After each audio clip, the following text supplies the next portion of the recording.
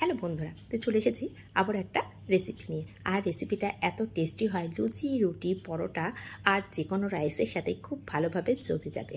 আর এত টেস্টি হয়, যদি স্কিপ না করে সম্পূর্ণটা দেখেন তাহলেই বুঝতে পারবেন রেসিপিটা কত সহজে ঘরোয়া কয়েকটা মশলা দিয়েই বা কয়েকটা উপকরণ দিয়েই বাড়িতে বানিয়ে নিতে পারবেন যখনই মন চাইবে তখনই।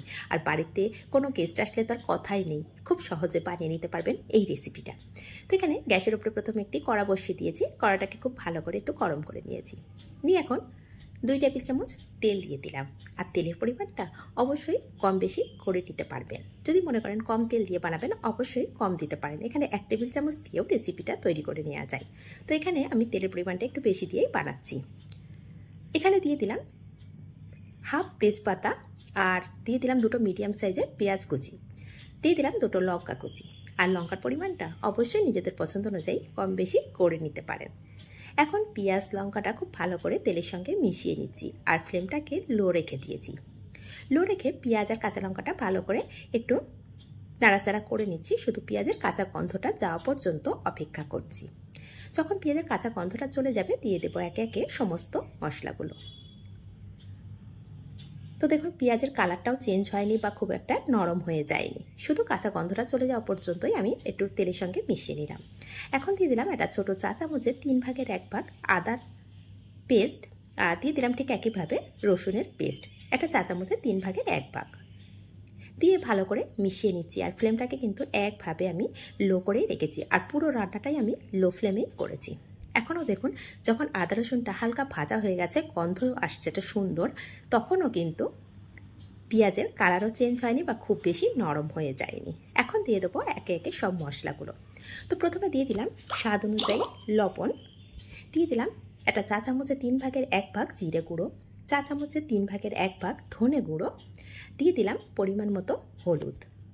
আর এখানে দিয়ে দেব একটা ছোটো চা চামচের 3 ভাগের 1 ভাগ কাশ্মীরি লঙ্কা। এখানে চাইলে লঙ্কার গুঁড়ো ব্যবহার করতে পারেন, আমি একটু কালারটা ভালো আসার জন্য কাশ্মীরি লঙ্কা ব্যবহার করেছি। আর যেহেতু আমি যে রেসিপিটা বানাচ্ছি সেটা অল্প পরিমাণে বানাচ্ছি, সেজন্য লঙ্কা যে কাঁচা লঙ্কা দিয়েছিলাম না, তার যে ঝালটা আছে সেটা একদম পারফেক্ট হবে। এখানে আপনারা যদি ঝালের পরিমাণটা একটু বেশি খান সেক্ষেত্রে এখানে চিলি ফ্লেক্স বা গুঁড়ো লঙ্কা ব্যবহার অবশ্যই করতে পারেন। তো একটু ভালো করে সব মশলাগুলো মেশানো হয়ে গেলে এখানে দিয়ে দিলাম একটা ছোটো চা চামচের 4 ভাগের 1 ভাগ গরম মশলা।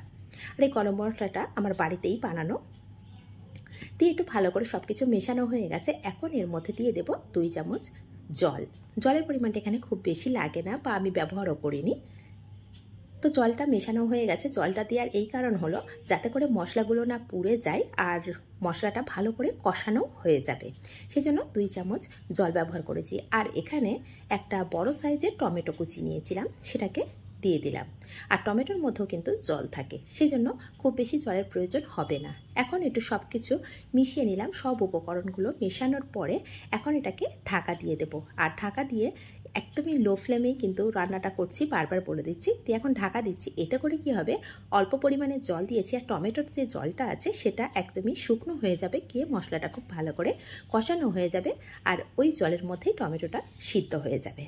সেই জন্য একদম লো ফ্লেমে পুরো রান্নাটা রেডি করে নিচ্ছি। দেখুন টমেটোটা কতটা সিদ্ধ হয়ে গেছে আর পুরো মশলা থেকে তেল ছাড়তেও শুরু করে দিয়েছে। ঠিক এই পর্যায়ে আমি এখন 3টে ডিম আগে থেকে সিদ্ধ করে রেখেছিলাম, রেখে ছোট ছোট করে একদম টুকরো টুকরো করে কেটে রেখেছিলাম। রেখে এখন সমস্ত মশলার সঙ্গে খুব ভালো করে মিশিয়ে নিচ্ছি।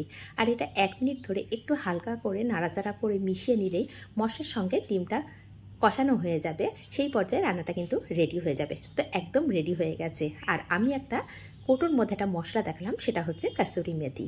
এটা যদি প্রয়োজন হয় অবশ্যই দেবেন, তো আমি এখানে স্কিপ করে গেছি, আমি ব্যবহার করিনি। যদি হাতের কাছে কারো থাকে সেক্ষেত্রে দিতে পারেন, না থাকলেও রেসিপিটা বিশ্বাস করুন অসম্ভব মজার হয়। একবার হলেও এইভাবে বানিয়ে দেখতে পারেন। আর যদি এইভাবে বানান কমেন্ট করতে কিন্তু একদমই ভুলবেন না। আর রেসিপিটা যদি ফেসবুক থেকে দেখে থাকেন অবশ্যই পেজটিকে ফলো করে রাখবেন, ইউটিউব থেকে দেখে থাকলে চ্যানেলটিকে সাবস্ক্রাইব করে রাখবেন। আর রেসিপিটা দেখুন সার্ভ করেছি রাইসের সাথে, তো এটা সব কিছুর সঙ্গে ভীষণ পারফেক্টভাবে যাবে। তাহলে আজ এই পর্যন্ত, ধন্যবাদ।